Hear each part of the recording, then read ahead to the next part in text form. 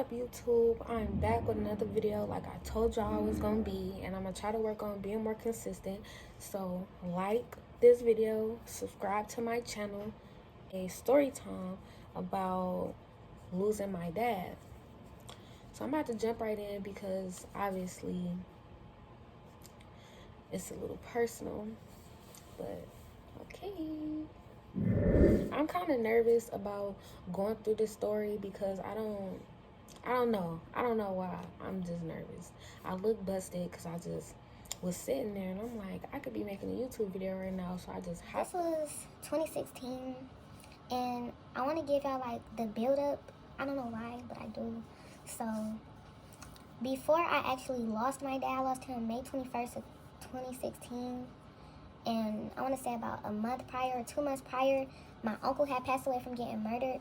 So we was already on edge. We was, I don't know, it feel like thinking back, it feel like back to back. Like we was running around, getting t-shirts made. We had the funeral and everybody was just distraught. I just remember that whole phase, and as soon as I seen the door to getting over that, it was just like mind-boggling. I wanted my own PlayStation because my little brother was just so into Call of Duty, and he had me playing it and I was into it, but I wanted my own system and getting a car. It was my 11th grade year in high school. That's what I wanted. So that Monday I got suspended. I'm not sure. It was probably, I don't really know why I got suspended. I don't remember, y'all. But I got suspended, and I remember being with my dad. He was never really strict. Like, he was strict, but he wasn't hella strict. Like, he didn't like disrespect. I don't know. Like, he wouldn't whoop me. So, wouldn't really punish me. Like, he'd take my phone. I mean, I can't go nowhere, and then end up giving me my phone back like the next day. Y'all, don't judge my hair, because y'all probably like, bro, this girl hair be crazy. Because I know my last video, my hair was looking busted, but I still uploaded for y'all because I didn't do that for nothing. Now my hair look busted, but y'all gonna start seeing me with my hair looking better because I'm just not rocking with this. But back to a day or two after taking it, and I never really went anywhere anyways. He would work because he was an entrepreneur, a locksmith, so he would be doing his thing during the day, which is working, and I would be doing nothing. So he took me back to school that Wednesday, and then we actually got into it because I really wanted to be at school, and I felt like I don't know, I was pressed to see my little friends. So when I got readmitted into school, I thought I was gonna stay that whole school day, but he readmitted me and we was about to leave.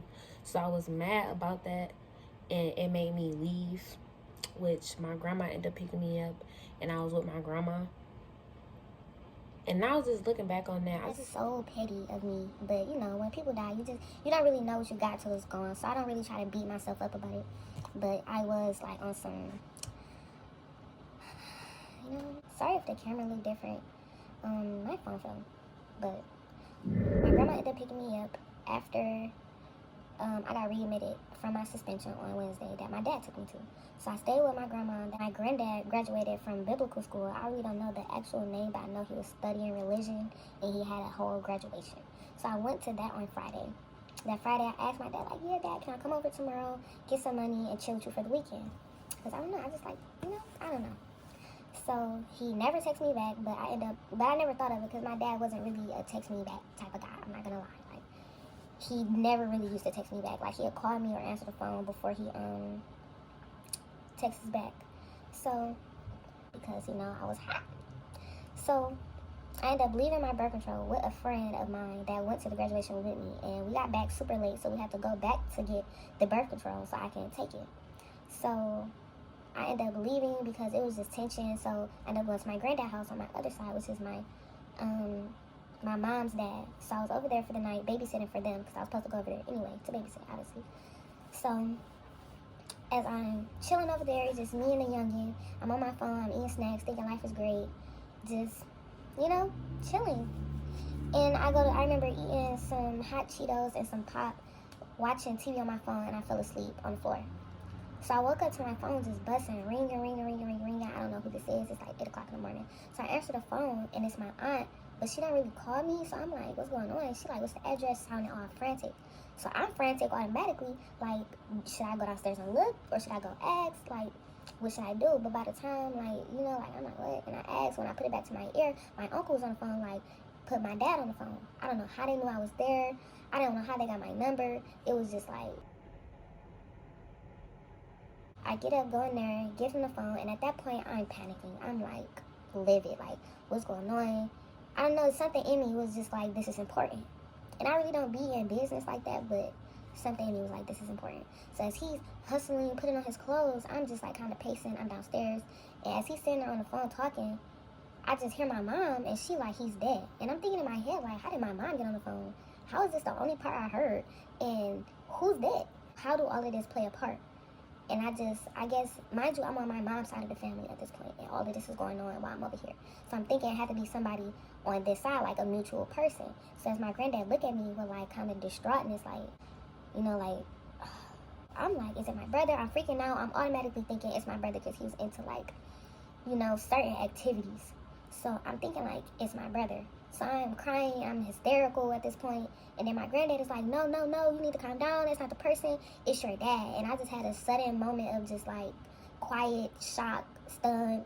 Like, that's no better, bro. Like, if that was supposed to make me chill out for a minute, that did not. Like, that just crushed my whole heart. Like, everything of who I was, like, was just like no longer. Like, the person I was before that phone call is just like, I will never be that person again, like, ever, no matter how hard I try. But this is not to get that deep.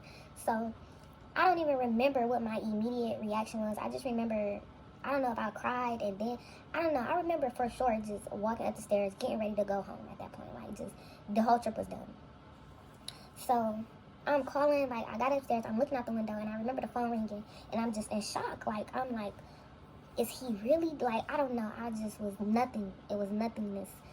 And I'm calling my little brother, and he's like, yeah. I'm like, yeah, what's going on? He's like, did you know, like, Dad's gone or whatever? I'm like, wow, where's your mom? Like, what's going on? He really didn't, I don't know. I think I was unstable to really talk to him on the phone. So I ended the phone call somehow and ended up calling my mom. And my mom just, like, hysterical. She's crying. She's like, I'm sorry. I'm like, okay, I need to maintain. I need answers. Ended that phone call. Got on another phone call. I don't even know who I called at that point. But I know at some point I called my cousin. And I'm talking to her about it. And me and her is crying. Like, she's, like, my favorite cousin. Like, grew up together. You can damn near say we're siblings. Like, we was locked in from the beginning. Like, locked in. So we're both on. She's at work at a car wash at this point. And I'm still at my granddad's house. And we're on FaceTime crying about it.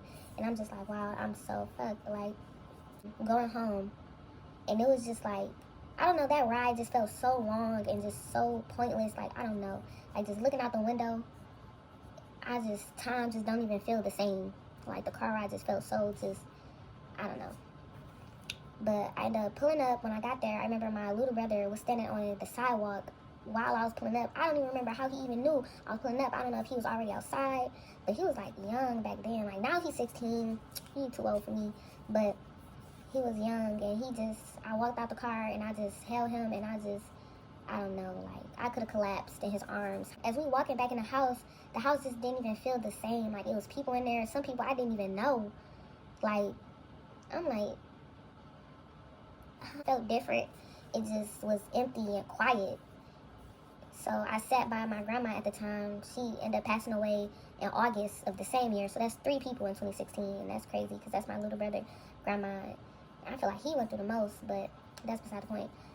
I sat behind her and talked to her for a good amount of time. And that's when people start rushing in. And I was hearing different types of stories about him. Like, oh, I didn't even tell y'all, he got into a motorcycle accident. And he passed away, what was that, like 1 in the morning? So you can say Saturday, but it was like Friday night. So yeah, well, 1 in the morning is the next day, but you get what I'm saying. So all of this was that Saturday evening, afternoon, kinda, because this was like 8, 9, 10 o'clock in the morning and stuff, and he passed away like 1 in the morning. So like the same day, kind of. So a lot of, I don't know, after it really be like blank spaces in my mind. Like, I can't remember like verbatim. So bear with me. So later on, probably like around noon, that's when my grandma, sisters, my aunt, my great aunts came, and I was chilling with them, and I had a hard time sleeping. I was crying, I was sad. That's when I feel like a little emotion broke through, but I still was feeling like a sense of this not really real. Like, it didn't really, like, you know, like, so it was like, I'm sad, but I'm not like, it's not there yet. So it's like really more so the idea was what was sad. So fast forward, I'm just gonna skip that whole day because it was really just that. It was people coming over and it was different stories about what happened and all of that. So fast forward, I went to see him at the morgue. Well, I went to get his stuff from the morgue, and I seen that picture, and it really didn't, like, that didn't kill me. It was just like, it was really normal. Like, I'm like, I was all right. I'm like, damn, but I wasn't hurt. Seeing him at the funeral home on that table and just seeing, I'm sure the camera position changed because I had to answer the phone for baby daddy, but I can't really tell y'all the rest of the story. So like this video, comment on this video, subscribe to my channel, and I can tell y'all what happened when I see him in the actual funeral home and how I was affected after, because that's really when stuff kind of hit the fan for me per se. So if you guys want to know the rest of my story, let me know, and I'm gonna drop it. I'm gonna try to be more consistent on the channel for y'all because I love y'all already. For the people who watch my videos and subscribe to my channel, and the people that's gonna subscribe to my channel and watch my videos, you support me, I support y'all. We're like a family at this point. We're a family. So that was my story time of I lost my dad in 2016.